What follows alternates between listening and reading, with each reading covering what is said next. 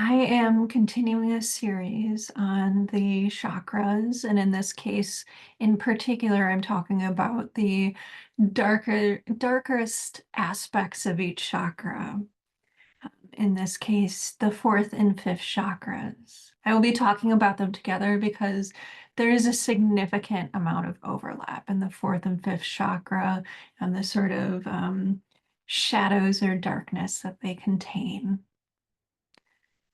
Some people may be surprised that when the heart chakra starts opening, it not only releases kind of the wounds and that sort of stuff, but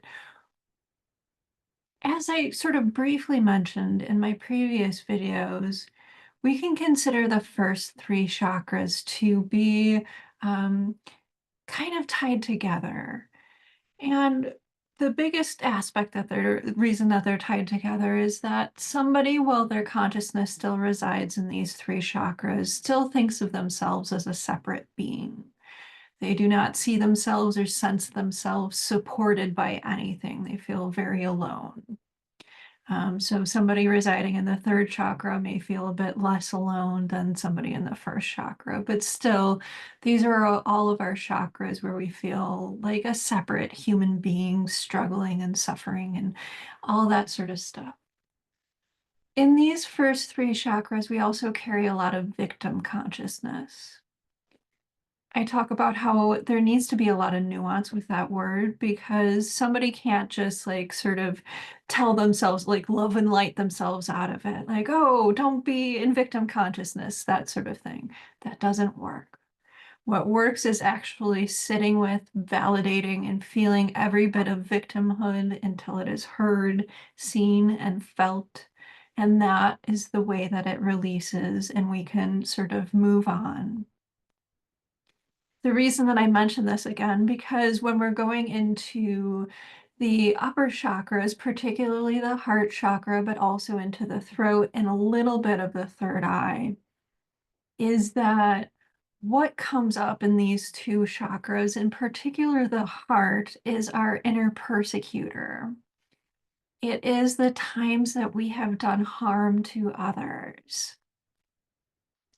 One of the things to know energetically about what we might call victim consciousness is that it provides a very safe shield for people.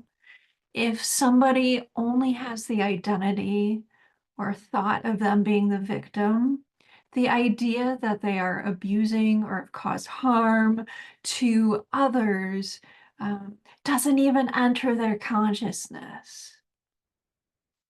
And so it really takes somebody getting to kind of an expanded consciousness, particularly the expanded consciousness of the heart, to see when they have caused others harm.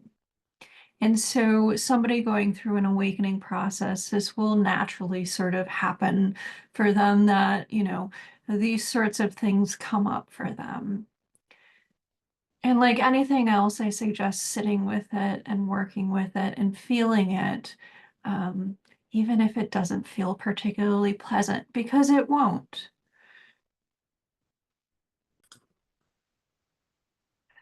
But it is also helpful to understand that as our heart chakra is opening and this sort of dark material comes forward, is that there can be a recognition that if we can accept these dark aspects of ourselves, we can really move forward into the light.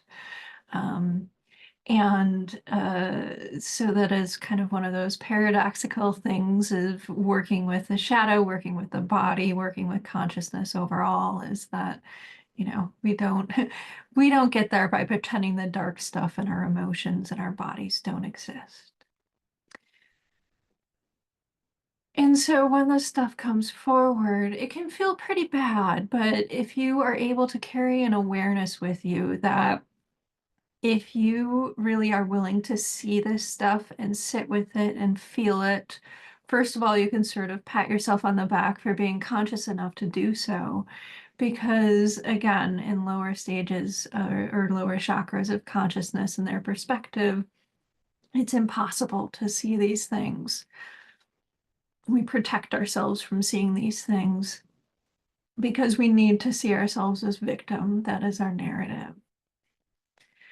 And so when we can register all the times that we have caused harm, when we really feel into them, whatever is coming up, what we can recognize is that we do what our suffering directs us to. This does not absolve anybody of creating pain for others, but it does explain it. Somebody in the depths of first chakra locked in consciousness and suffering and ignorance, they are going to be in an immense amount of creating misery and hatred and upset and drama for the people around them. And this is because they're suffering so immensely. And they are also going to believe that they are the eternal victim, as I talked about in the first chakra video, people that kind of are in the darkest aspects of that chakra. And so they will abuse and harm others while maintaining that they are the victim. And it's because in some ways, because the idea of them being the abuser would be too much for them to handle, and so they shield themselves from it. And so that is kind of an extreme example. Many of us are in stages where some of our consciousness is in the second, third, or even going into the fourth here, and where we can begin to sit with and feel whatever we're feeling for the situations or issues we have created for others in the past. And we can also recognize that with greater consciousness, come with less suffering that we feel internally, with less of that heaviness and stuckness within us, with more flow, we can do better moving forward. This can either be a very conscious decision of, I am not going to create that cycle of suffering again. Some people do that even before they get to the heart chakra.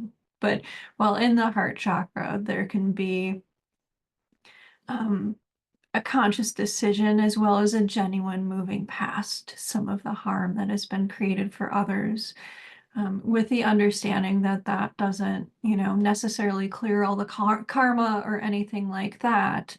That some people may have been truly harmed by your actions and behaviors. But being able and willing to sit with that does release a considerable amount from the heart space. Um, and so that is quite a dark aspect of the heart.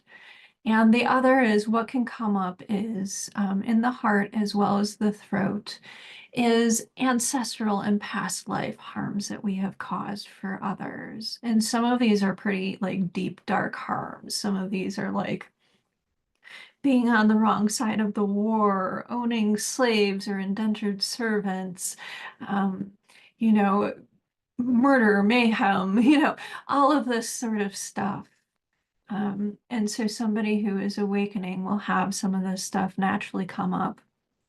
But I have certainly had people come to me who have told me that, they grew up in a family or a group or an organization or even a cult that was really focused on hate, and they didn't know any better when they were younger. But now they want to take responsibility for themselves and move forward with less hatred in their hearts, less hatred in their system overall. And that's such an admirable thing for people who are willing to do that, to take that sort of responsibility for themselves.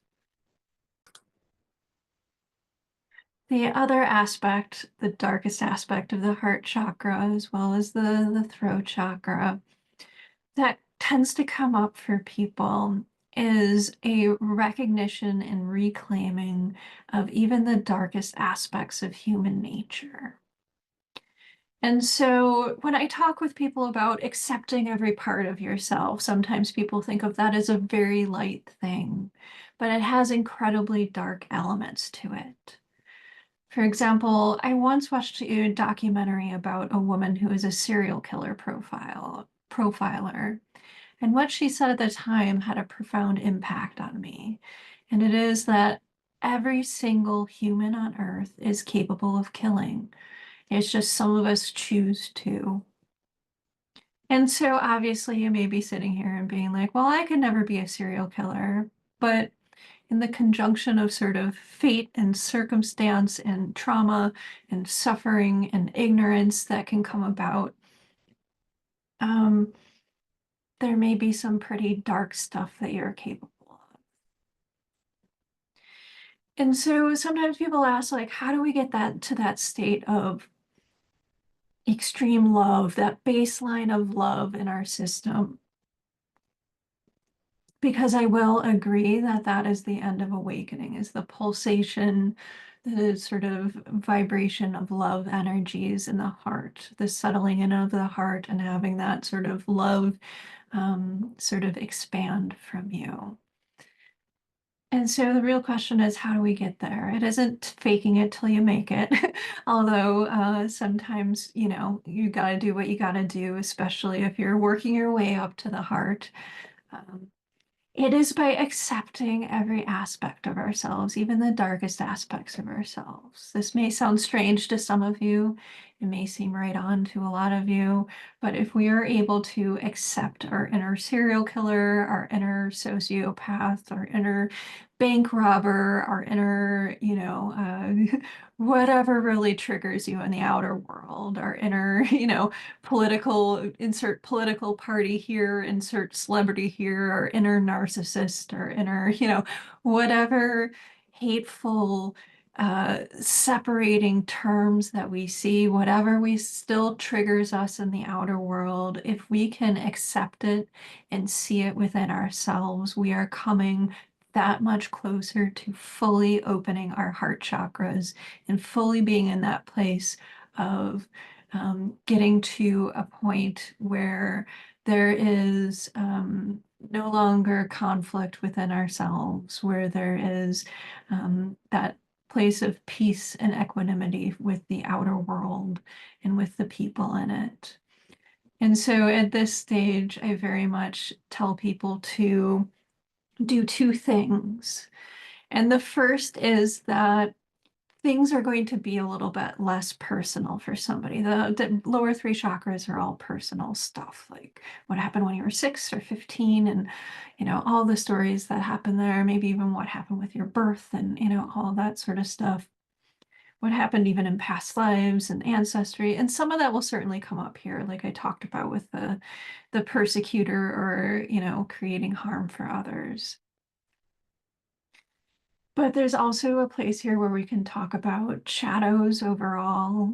And I will do another video on this, somewhat soon, talking about what the shadow is. But at this stage, we can also notice communal shadows.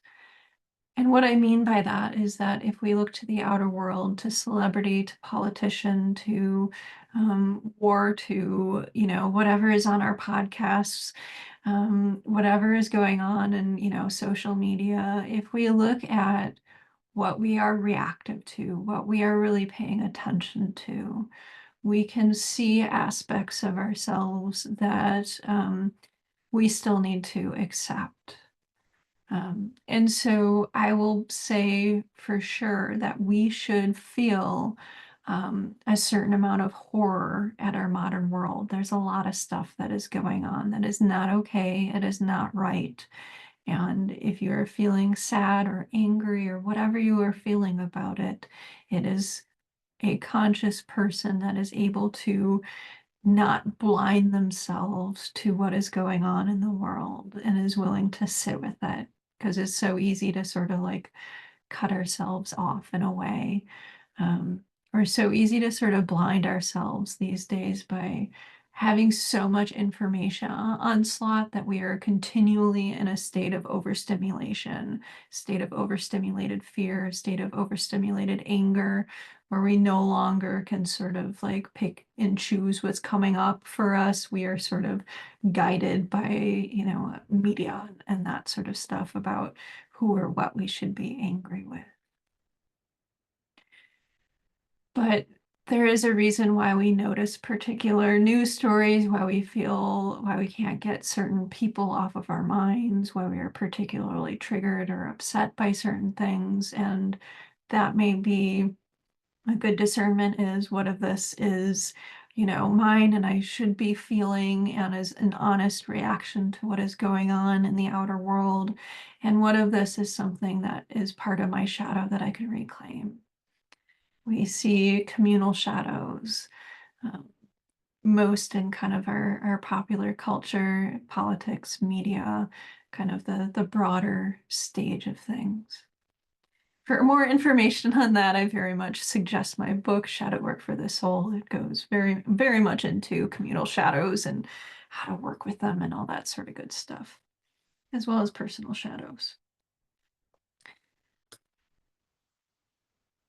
And so the throat chakra, some of this will continue in the throat chakra, is working through how we have created harm for others, sort of processing that, past life ancestral, causing harm for others.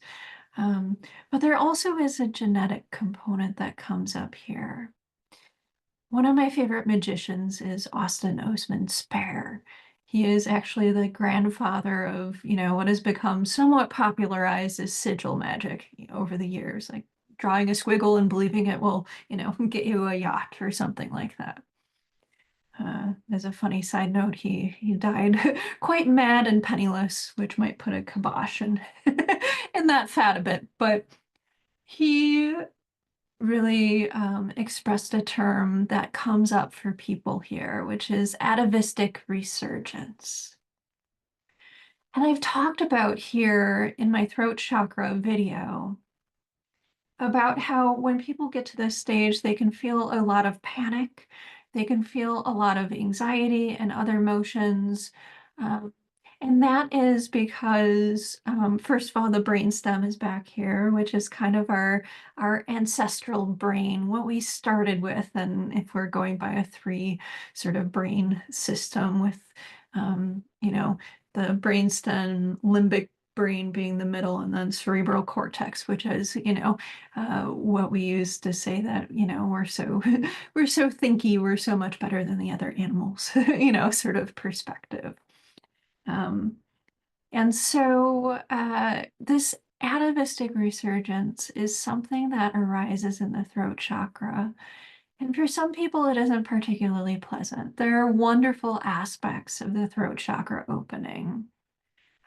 It typically is the first time that people consistently feel bliss, consistently feel the communication between the head and what's going on and coming, the channels that go into the head through the crown into the body, and vice versa. That sort of flow back and forth creates bliss, and it is beautiful and it is wonderful.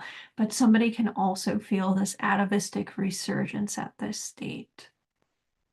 So sometimes people think about atavistic resurgence simply as sort of the primitive aspects of our being coming forward. One way I like to think of it instead is as the instinctual aspects of ourselves coming forward. And so there is can be very helpful to think about it as the primitive sort of aspects of our being, because not too many years ago, so a couple hundred, couple thousand, depending on, our lineage, that we had ancestors that were closer to the earth and also had an entirely different nervous system response to being that close to the earth. So more grounded, but also more on high alert. If you are living in a place where all of a sudden a wild animal or a tribe could come and attack and pillage your village, yeah, you're going to be on high alert. What is unfortunate is that those biological sort of switches for many of us haven't turned off. And so a lot of us carry a great deal of anxiety, fear in particular, um, because those switches in us are still telling us that we're going to die at any moment, when really it's more about our wiring, our genetics, that was switched on hundreds, if not thousands of years ago, telling us this. If somebody is at this point, There is a way of working with the system or working with a competent spiritual worker who can go to these depths and help your system really understand um, that you do not need to be on as high alert as you need to, as your system is now.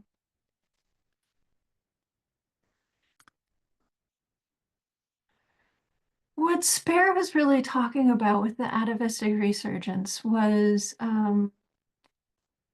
this force of intuition, this force of creativity, essentially Kundalini rising through the system.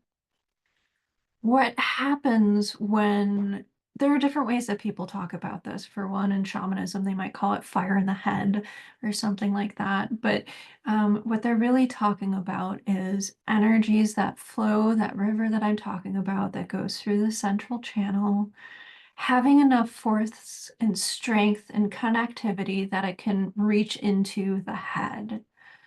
And that sort of resurgence, that sort of flow, brings in our intuition very strongly. Many of us in the modern world are disconnected from our intuition, disconnected from our sort of primal instincts because we have been taught mind over matter. And matter is where our intuition lives.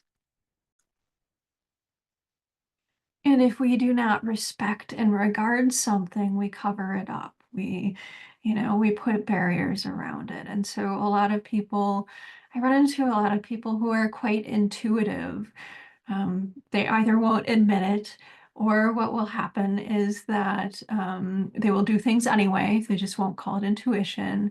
But for a lot of people, they have so sort of bundled and tied their intuition up because the belief that we are supposed to be separate from our bodies, the belief that intellect is superior to the wisdom of the body, the wisdom of the instincts, the wisdom of intuition.